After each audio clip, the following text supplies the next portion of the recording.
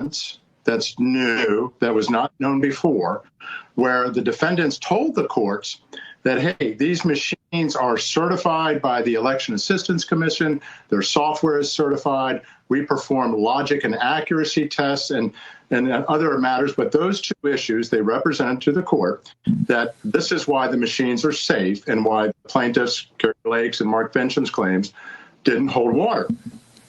We've uncovered 3 pieces of evidence.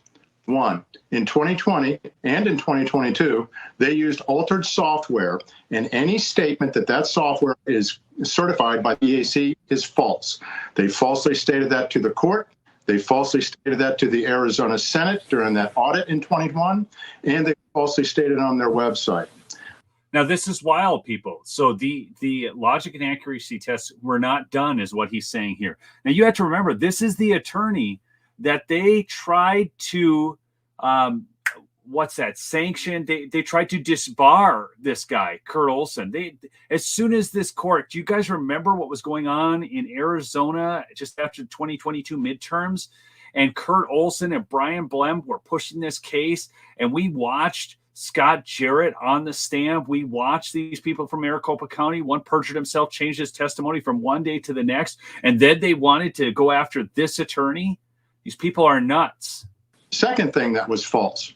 They say they perform logic and accuracy testing, and that's a pre-election test designed to give people confidence that the machines will actually tabulate and read votes as they are. They did not.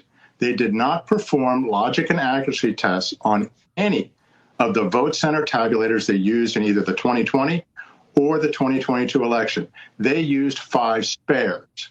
If you combine that with the fact that they're using altered software, and it's important to note the altered software was with respect to a configuration file called the machine behavior settings, and that goes directly to how ballots are read and tabulated. And then there is a third piece of evidence that is perhaps, I think, the most shocking, because it doesn't apply just to Maricopa. Our cyber experts, our team, has uncovered that the master cryptographic encryption keys that are used to govern and encrypt all election data, the files, the software, have been left open on the database in plain text. And what that means, if you remember the Enigma machine in World War II, when the great find was they were able to decrypt that cipher code and then read the Germans' messages. Well, this is even easier, because now any malicious actor, any insider, anyone who knows to get into the machine, which is very easy to do because it's just Windows login, you can bypass that within 3 minutes, can control an entire election, can cover their tracks so it's nearly undetectable. Did you guys catch that? They can control the election and then cover their tracks. All of this is new evidence that they have uncovered and are bringing before SCOTUS right now. This is bombshell material. Now, I know we've been let down by the courts in the past, but there is a parable in the Bible where it talks about the woman before the unjust judge and knocking on the door. Okay, 2 people can hear you. Okay, the unjust judge and God in heaven above. So I hope you're praying and knocking that way. And we got to keep bringing these cases, and we got to expose this, people.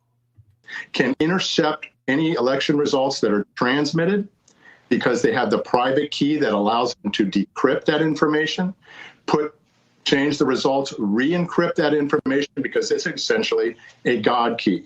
This is the most basic security violation that one can have. If you talk to any cybersecurity professional, to leave the master cryptographic keys in plain text available to anybody who knows where to look, it's a violation of the most basic security standards. But more importantly, it allows a malicious actor to control the entire election and do anything they want and escape detection. Good. Sorry about that. How did this actually happen? How did they actually keep it in plain sight and nobody caught this? How did none of the investigators, even the Maricopa County guys, how did Murdoch's lawyers because correct me if I'm wrong, this would have gotten Murdoch off of $800 million fine, would it have not? Okay, people, pay attention to this answer. Just like whatever you're doing, hone in right now. because this tells you that all the efforts everybody's put in across the country for the last few years are paying off. Pay attention. This is it certainly would have thrown a big monkey wrench into that settlement, because again, you can control any malicious actor can control an entire election.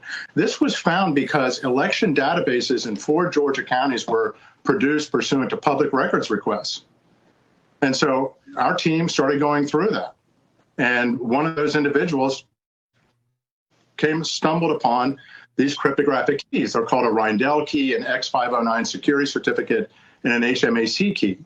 And with this, you can control an entire election start to finish. You can put your own results. You can change the configuration files. You can change what the tabulators do. You can intercept communications. You can put your own results on and then place them on the server and put a fake election if you wanted to, re-encrypt that, and it would be almost impossible to detect. And we have seen this on every system that we've been able to inspect across the country, whether it's Maricopa, Georgia, Michigan, and Antrim County, Pennsylvania, Fulton County, Pennsylvania.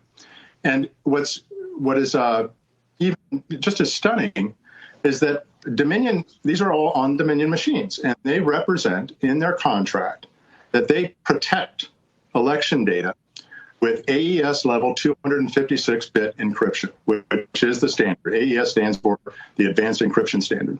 So they represent in their contract that they protect this data with this encryption, yet the keys are left open and unprotected on the election database. For anybody who knows where to look that can gain access to the system, which is any insider. Do you guys get that? What good is this encryption if it's all just left there in the open?